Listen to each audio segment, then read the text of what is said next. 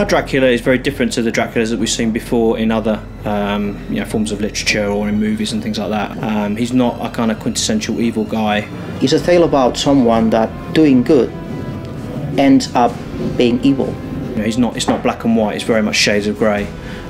We showed the journey of Gabriel in the first game, from light to darkness, and in this game we go from dark to very, very dark, and it's a much more crueler tale, a much darker tale. And I think that following a character that you can identify with is really important. So we wanted to have a guy that people really saw, really felt for him, they understood how he got to that place. And so I think in many ways our Dracula is more human than previous incarnations of Dracula.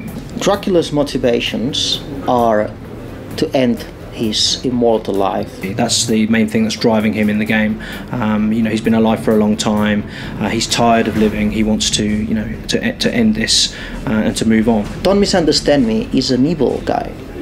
He embraced evil for real, and you're going to see that in the game. I think Dracula is quite a scheming character and a very intelligent, predatory animal, if you like, and he's looking to settle some scores. We specifically designed Dracula as a character that people could identify with. Our early designs of Dracula were much more kind of a very powerful character, but we wanted to give a top throwback to how he looked in the original game. So when making a game, you need to be careful about designing characters, especially main characters, especially Dracula.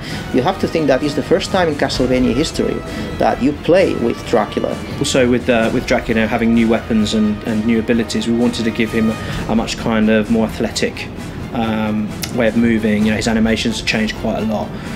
We wanted to make him look cool. His hair is longer. He's more refined, if you like, more sophisticated. In Castlevania, Dracula's been always a bad guy that appears for a few moments and goes woo, and that's it. We wanted to build a real character with emotions, with contradictions from day one. So yeah, pretty much Gabriel was our Dracula from day one. Did they tell you that blood would fight against blood for all eternity? We'd already done a lot of the work already with the motion capture actor, so there was kind of like a guide, if you like, to go to. And I think that what Robert's brought to the role is he's made Dracula really dangerous, and you can sense the evil, you can sense the kind of predatory nature of the character that wasn't there before, and I think it really comes across. And that's something he was very certain that he wanted to do on the voiceover section, because we kind of wanted him to imitate what the other actor had done. And he was like, no, Gabriel wouldn't do that. He wouldn't be like that. He would be much more like this. And as soon as we heard his performance, we realised that actually he was right, that this was the way to do it. I am no longer Gabriel, woman. I am the dragon, Dracula. I am the Prince of Darkness. I think my favourite Dracula in cinema is probably Gary Oldman's portrayal of Dracula in the Francis Ford Coppola film.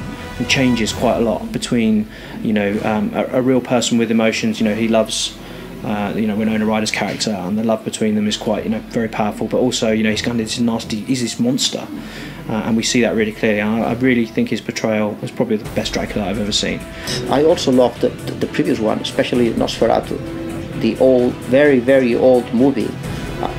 That was a bit naive for today's standards, but this is terrific, But my favourite vampire movie is Near Dark, which I think is one of the best vampire movies I've seen. They really show vampires in a kind of gritty, horrible, very uneasy way, which I've not seen since either. And I think there's an element of that in this as well, in Lord Shadow 2. We do things with our Dracula that I don't think have been done.